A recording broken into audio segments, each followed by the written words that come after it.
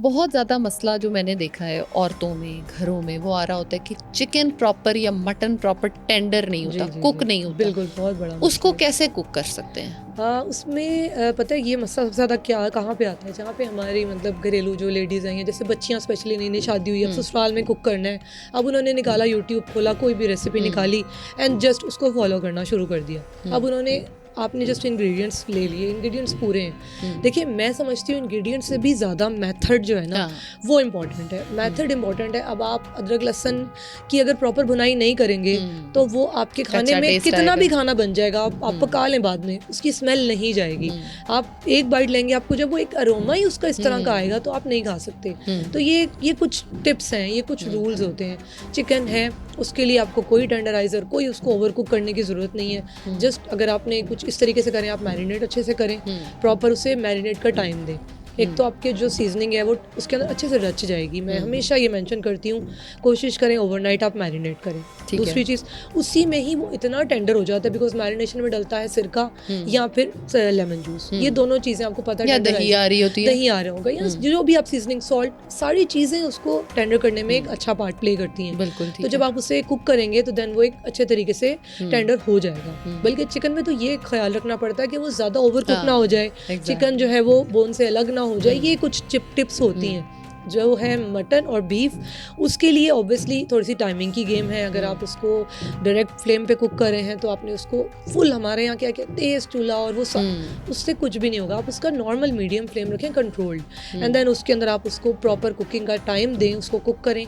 तो आपको मैं कहती हूँ एक्स्ट्रा कोई भी टेंडराइजर, पपीता, ये वो कोई भी रिक्वायर्ड नहीं है। ये चीज़ें रिक्वायर्ड होती हैं जब आप ग्रिल कर रहे हैं या बारबेक्यू कर रहे हैं, उनके लिए आपको होता है कि वो अर्ली आपको, क्योंकि सारे उसमें इतना कुकिंग टाइम नहीं होता, आप इतना टाइम दे नहीं सकते।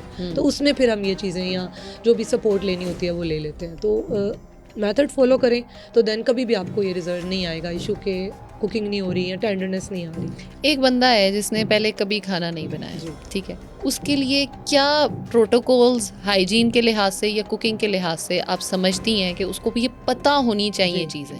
देखिए, इसमें सबसे पहले तो ये है कि आपने अपने दो चीज़ें, इसमें एक ये है कि अगर आपने अपने लिए खाना बनाना है तो अपने लिए खाना बनाना है, घर में खाना बनाना है, तो ऑब्वियसली आपको बेसिक हाइजीन तो हम सबको ही पता है कि किचन में एंटर होते ही हमने, एंटर होने से पहले हमारा जो किचन काउंटर हमारा है, हमने हैंड वॉश करने हैं अपना, हमने काम स्टार्ट करने से पहले। बेसिक कुछ प्रिंसिपल्स हैं।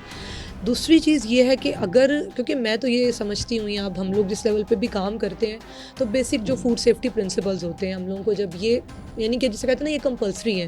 बिफोर एंटरिंग अ किचन आपको, आपके पास ये सर्टिफिकेट होना चाहिए कि आपके पास बेसिक, आपको हैज़अप का पता हो, आपको hazard analysis, critical control program, हम लोग इससे गो थ्रू करते हैं, एंड देन ऑब्वियसली हमें कोई भी डिग्री, कोई भी सर्टिफिकेट हैंड ओवर किया जाता है। तो अगर आपको पता ही नहीं है कि कोई भी आप कमरे में, किचन में कोई भी इशू हो गया, अनटिल एंड अनलेस, लाइक अब आपकी स्क्रैप है, आपका किचन है, आपका काउंटर, कहीं से भी कुछ भी, कोई भी नेल्स, कोई भी चीज़, अक्सर सीलिंग वगैरह हमारी इस तरह की होती है, कुछ भी आ गया, आप उसे कैसे हैंडल करेंगे, आप वहाँ पे कैसे काम करेंगे? तो ये सारी चीज़ें हमारी ट्रेनिंग का पार्ट होती हैं। एक तो ये चीज़ होगी। देखिए, बेसिक हाइजीन में सिर्फ बहुत सारी चीज़ें आ जाती हैं।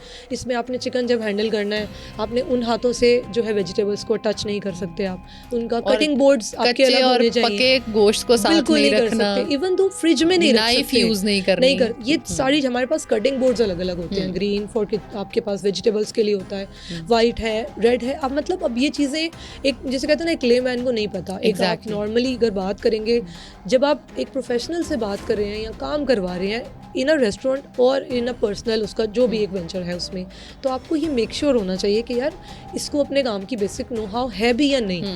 क्योंकि देखिए, आजकल आपको पता है कि एवरीवन इज कुकिंग, सबके पास कुकिंग चैनल है, सब लोग उसमें, मगर उसमें क्या करें, अक्सर मैं देखती हूँ, मैं सर पकड़ लेती हूँ कि ये चीज़ें हम लोग, क्योंकि मैं आमना को कह के थक गई हूँ कि अपना यूट्यूब चैनल स्टार्ट करो, कुकिंग सिखाओ, बट शी इज़ लाइक कि जिस दिन मुझे ये लगेगा ना कि मैं उतना अच्छा समझा लूँगी लोगों को या उतना सिखाऊंगी, उस दिन बनाऊंगी। अभी मुझे आप यकीन करें, अक्सर लोग होते हैं कि मुझे, मतलब ये नहीं कि फैमिली से, अक्सर ज़्यादातर फैमिली में देखो, उनको कुछ भी नहीं आता, टूटा हुआ चूल्हा है, टूटे हुए बर्तन है, वो बना रहे हैं, कर रहे हैं, तो तुम क्यों नहीं? इट्स नॉट अबाउट दैट कि यार मेरे इतने व्यूज़ आ गए या इतने लोगों ने देख लिया। आजकल आपको पता है कि वो कहते हैं ना कि इफ़ यू नो नथिंग, तो उसको शायद हम लोगों का एक ओवरऑल सोसाइटी के एक बन गया माइंडसेट, हम शायद उसे ज़्यादा प्रमोट करते हैं for the sake of fun कि यार ये देखो ये देखो ये क्या, मतलब अब उनको इंग्रेडिएंट्स के नाम भी नहीं पता, वो उल्टे पुल्टे नाम बोल रही हैं और हम कह रहे हैं कि यार वाह वाह वाह। मैं उस डिबेट पे नहीं जा रही, बट देखिए बीइंग अ प्रोफेशनल मेरे पे एक ज़्यादा जिम्मेदारी है। अनटिल एक कोई भी जिस बंदे को नहीं पता वो कुछ भी कर लेगा ना, उसको इसकी छूट मिल जाएगी।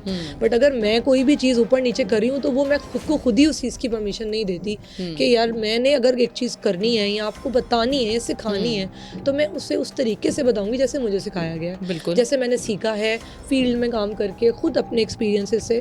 तो एक डिफरेंस होना चाहिए एक पढ़े लिखे में, एक प्रॉपर डिग्री लेके काम करने वाले से, एक आम जो है वो लेमैन से।